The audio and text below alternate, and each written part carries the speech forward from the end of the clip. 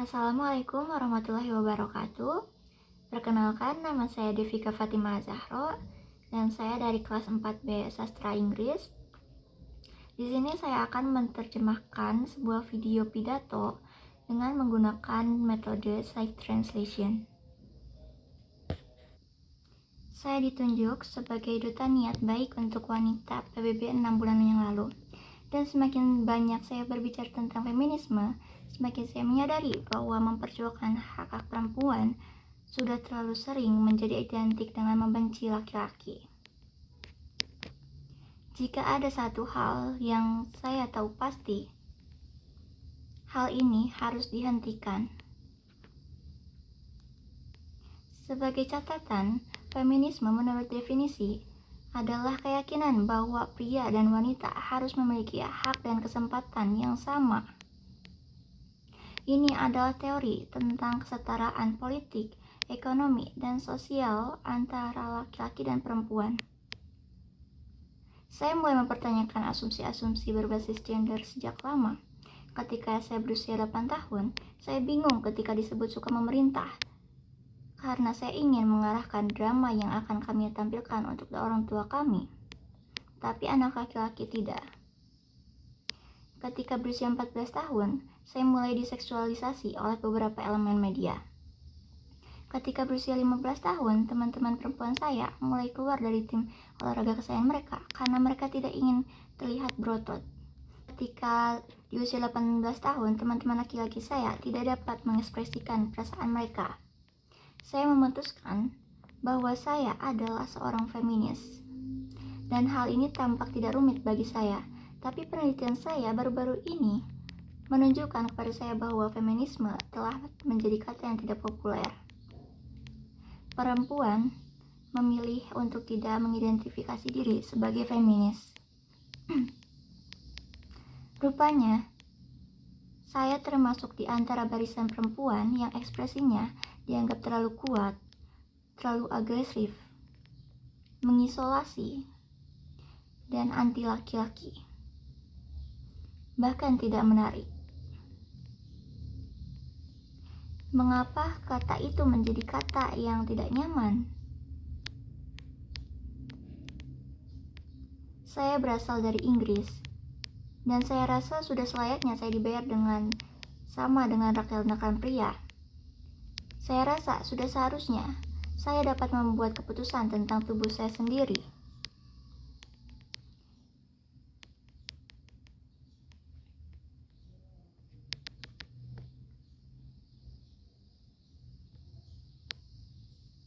Saya pikir itu benar bahwa perempuan dilibatkan atas nama saya dalam kebijakan dan keputusan yang akan mempengaruhi hidup saya.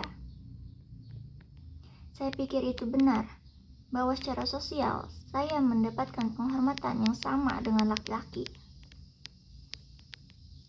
Namun sayangnya, saya dapat mengatakan bahwa tidak ada satupun negara di dunia di mana semua perempuan dapat mengharapkan untuk menerima hak-hak ini. Tidak satupun negara di dunia ini yang dapat mengatakan bahwa mereka telah mencapai kesetaraan gender.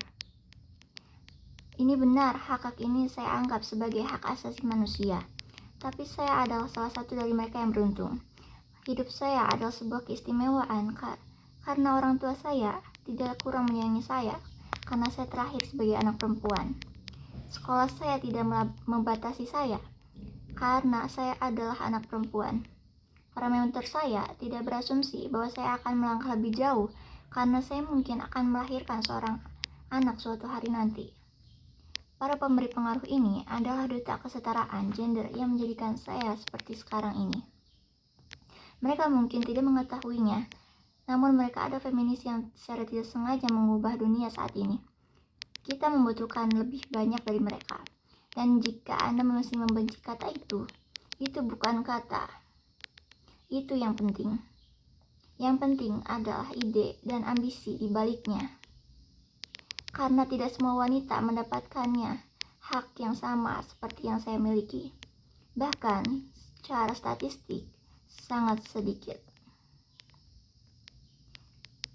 Pada tahun 1997, Hillary Clinton berpidato di Beijing tentang hak-hak perempuan. Sayangnya, banyak hal yang ingin ia rubah masih berlaku hingga saat ini. Tapi apa yang paling menonjol bagi saya adalah bahwa kurang dari 30% dari hadirin adalah laki-laki. Bagaimana kita dapat mempengaruhi perubahan di dunia jika hanya separuhnya saja yang diundang atau merasa disambut untuk berpartisipasi dalam percakapan?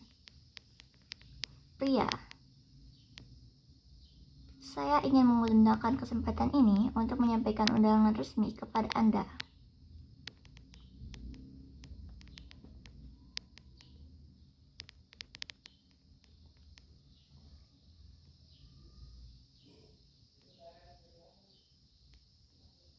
Kesetaraan gender adalah masalah Anda juga.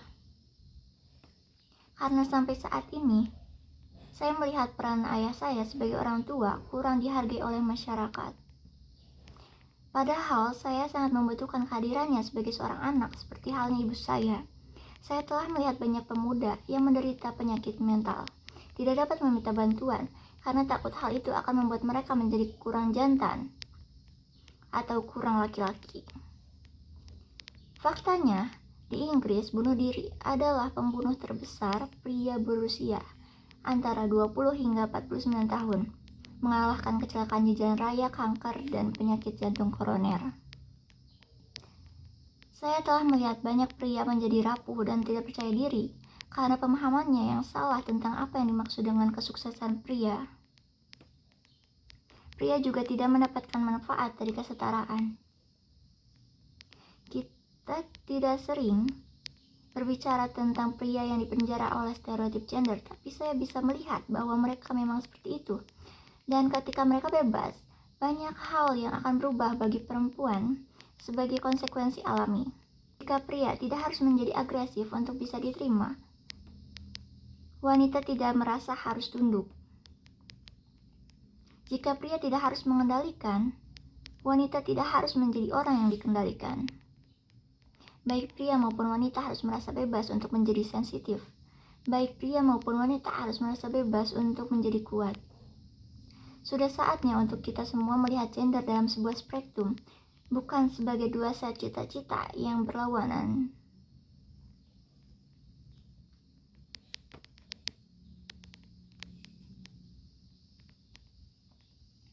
Jika kita berhenti mendefinisikan satu sama lain dengan apa yang bukan diri kita, dan mulai mendefinisikan diri kita sendiri dengan siapa kita semua bisa menjadi lebih bebas.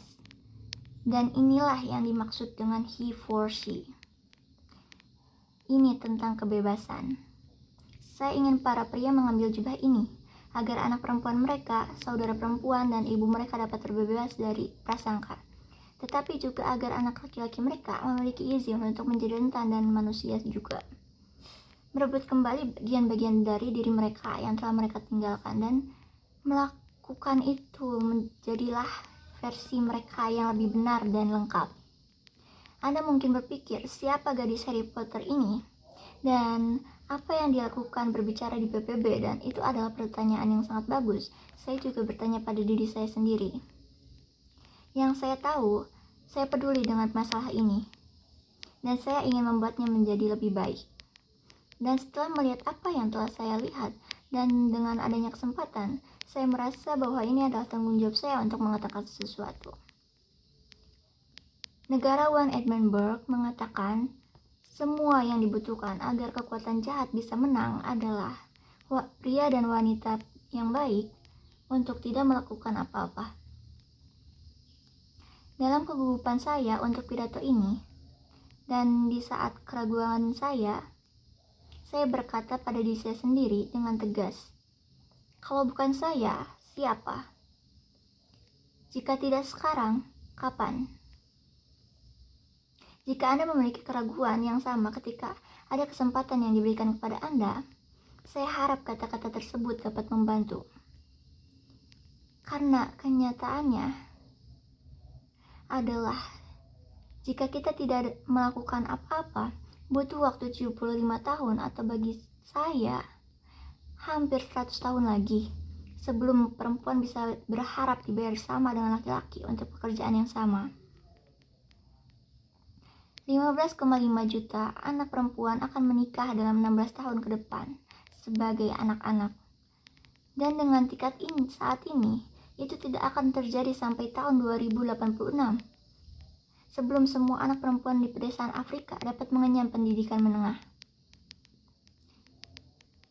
Jika Anda percaya pada kesetaraan, Anda mungkin salah satu dari mereka yang tidak disengaja feminis.